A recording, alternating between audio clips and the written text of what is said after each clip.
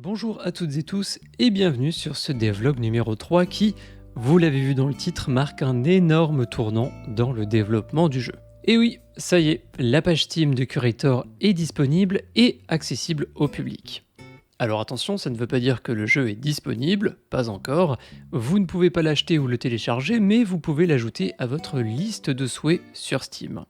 Et ça, c'est quelque chose de très important et je vais vous expliquer pourquoi. Il faut savoir que plus un jeu est ajouté dans les listes de souhaits des utilisateurs, plus il est considéré comme attendu par le public, et du coup, plus il sera mis en avant au moment de sa sortie.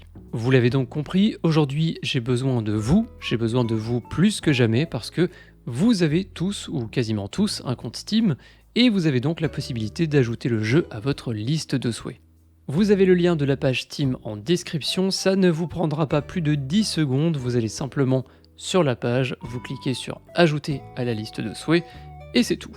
Cela ne vous engage en rien, vous ne serez évidemment pas obligé d'acheter le jeu, vous ne serez pas non plus spammé d'informations ou quoi que ce soit d'autre. Cet ajout à la liste de souhaits, c'est simplement pour dire à Steam que vous êtes intéressé par le jeu et que potentiellement, au moment de sa sortie, vous envisagerez de l'acheter. J'ai même envie de vous dire que si jamais le jeu ne vous intéresse pas forcément en raison de son gameplay ou de son style, mais que vous appréciez mon travail et que vous souhaitez quand même me soutenir aujourd'hui, eh bien ajoutez-le quand même à votre liste de souhaits, ça me fera extrêmement plaisir et surtout comme je l'ai dit, c'est très important pour la suite. D'ailleurs, à propos de Steam, je suis sûr que beaucoup d'entre vous seraient intéressés de savoir comment est-ce que ça fonctionne pour ajouter un jeu sur Steam. Et c'est quelque chose qu'on verra ensemble, je ne manquerai pas d'en faire une vidéo qui récapitulera de A à Z toutes les étapes par lesquelles je suis passé. Mais ça forcément je ne pourrai le faire que lorsque le jeu sortira parce que pour l'instant je ne me suis concentré que sur la création de la page du magasin, je n'ai donc pas encore préparé les builds du jeu, il n'y a pas eu de vente évidemment, donc je n'ai moi-même pas encore fait le tour du sujet et je ne me sens donc pas légitime de vous en faire une vidéo complète aujourd'hui. Mais soyez assurés qu'une fois que le jeu sortira, je ne manquerai pas de récapituler tout ça avec vous. Parlons maintenant de la partie technique et des évolutions qui ont été apportées au projet. Commençons par les visiteurs. Je me suis penché sur une petite amélioration de leur réactivité. Ils ont toujours priorisé leurs besoins, donc leur faim, leur soif, l'envie d'aller aux toilettes, etc. avant tout. Mais maintenant, ils vont le faire plus vite et surtout de manière plus naturelle. C'est assez difficile à démontrer en vidéo parce que ça se voit surtout sur de longues sessions de jeu, mais mon but pour ces visiteurs a toujours été de trouver un équilibre entre le comportement le plus réaliste possible et le comportement entre guillemets jeu vidéo qui nous permet quelques facilités. Toujours sur nos visiteurs, mais au niveau des visuels cette fois-ci, j'ai également modifié la configuration du Sort Axis. Ce dernier va nous permettre de définir dans un projet en 2D qu'est-ce qui est censé apparaître devant et qu'est-ce qui est censé apparaître derrière les autres objets. Cela n'a pas échappé à vos yeux de lynx. Dans les précédents devlogs, on pouvait voir à certains moments des PNJ qui grimpaient sur des murs ou sur certaines œuvres. Ce problème a été corrigé. Les PNJ apparaissent maintenant bien devant ou derrière les œuvres et les objets selon leur déplacement. D'ailleurs, si jamais vous rencontrez le même problème dans votre projet sur Unity, eh bien sachez que j'ai fait un tutoriel sur le sujet, justement pour éviter ce problème et bien placer les objets devant ou derrière les autres. Une autre modification visuelle, toujours sur les PNJ, c'est l'ajout d'une Atlas Map. Cette dernière va nous permettre d'éliminer des petites anomalies visuelles qui peuvent survenir à l'écran lorsque des sprites sont issus de sprite sheets. C'est quelque chose qu'on voyait notamment dans le tout premier trailer que je vous avais présenté lorsque j'ai annoncé le développement du jeu. Si on repasse ce trailer au ralenti, on peut voir à certains moments qu'autour du personnage on a des petites barres noires qui apparaissent, et ça c'est dû à un phénomène qu'on appelle le tearing. Et on a la possibilité de l'éliminer justement avec la mise en place d'une Atlas Map. Et encore une fois, si jamais vous rencontrez ce problème de tearing dans l'un de vos projets en 2D, eh bien ça tombe bien, j'ai réalisé une vidéo pour le corriger. Passons maintenant à la suite, on va retrouver deux nouveautés dans l'interface, la possibilité de verrouiller la caméra, très pratique dans un jeu en top-down pour éviter que la caméra ne se déplace ou ne zoome à tout va à chaque fois qu'on déplace la souris. On retrouvera également dans l'interface une nouvelle fenêtre dans le coin inférieur gauche qui nous indique maintenant le nombre de visiteurs actuels dans le musée Et cette petite fenêtre profitera encore de quelques améliorations, notamment l'ajout du niveau de bonheur général des PNJ.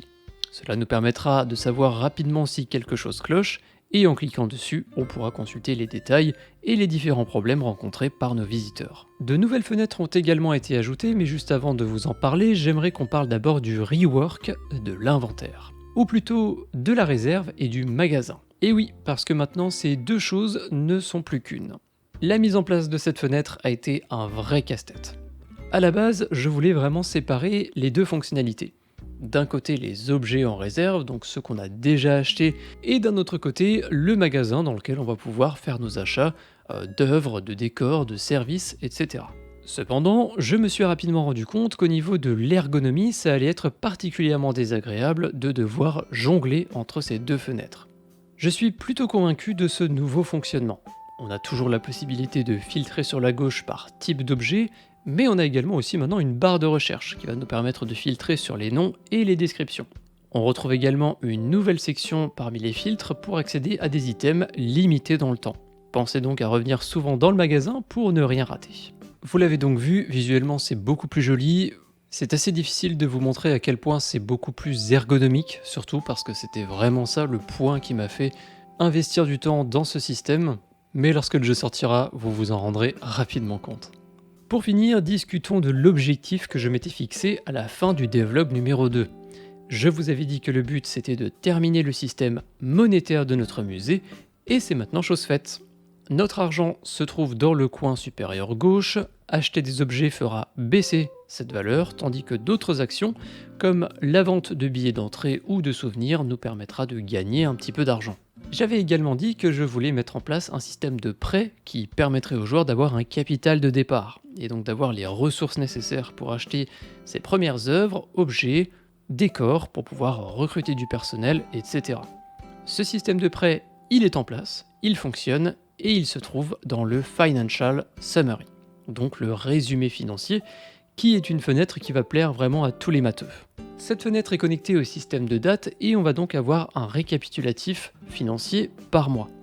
On va retrouver donc l'information de est-ce qu'on a gagné ou perdu de l'argent et surtout à quel niveau. Vous le voyez sur la gauche, on a différentes catégories. Notez que d'ailleurs ces catégories ne sont pas figées, certaines vont disparaître et laisser leur place à d'autres, c'est encore un système work in progress.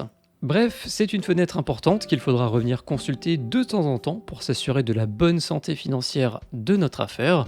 Je suis vraiment content de sa mise en place, je trouve que ça apporte vraiment une vraie plus-value, et aujourd'hui je pense qu'on peut réellement le dire, on est dans un vrai jeu de gestion. Comme je vous le disais, c'est également depuis cette fenêtre qu'on va pouvoir gérer notre prêt, c'est sur la partie inférieure de la fenêtre. Le système de prêt, il a été un petit peu simplifié pour que ce soit pas non plus une méga prise de tête comme dans la réalité. Ici, on a un système un petit peu à la Animal Crossing, mais avec un twist, c'est-à-dire que vous avez autant de temps que vous voulez pour rembourser votre prêt, sauf que ça reste un prêt et tant que vous ne le remboursez pas entièrement, vous paierez chaque mois un pourcentage d'intérêt. Mais tous ces chiffres, ça peut être un petit peu barbant, donc terminons avec un petit peu plus de légèreté. La dernière fenêtre qui a été ajoutée, c'est simplement celle de gestion de notre musée de manière générale, et on va pouvoir l'ouvrir notamment en cliquant sur l'entrée du musée. Dans cette fenêtre, on va notamment pouvoir configurer deux choses, le nom du musée, ça reste le vôtre quand même, donc je vous laisse la possibilité de l'appeler comme vous le voulez, ainsi que le prix du billet d'entrée. Mais attention tout de même, comme toutes les choses que vous allez pouvoir vendre dans votre musée, restez raisonnable sur les prix, sinon vos visiteurs ne vont pas apprécier. Nous voilà arrivés à la fin de ce devlog numéro 3, je vous le rappelle, l'information principale, la plus importante, ajoutez Curator à votre liste de souhaits Steam, ça ne prend que quelques secondes, ça ne vous coûte rien, ça ne vous engage en rien, mais moi, ça va beaucoup m'aider. L'objectif pour le prochain devlog, c'est probablement le système d'événements que je souhaiterais mettre en place, parce que oui, si on n'a pas un petit peu d'aléatoire et de petites surprises, on risque un petit peu de s'ennuyer dans notre jeu de gestion.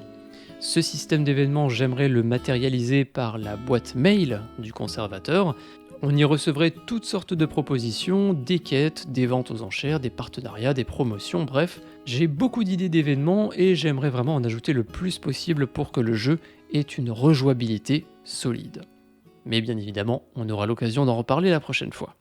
En parallèle, j'ai toujours énormément de petites tâches qui peuvent être des améliorations tant au niveau de l'ergonomie que des visuels, que de l'optimisation, etc.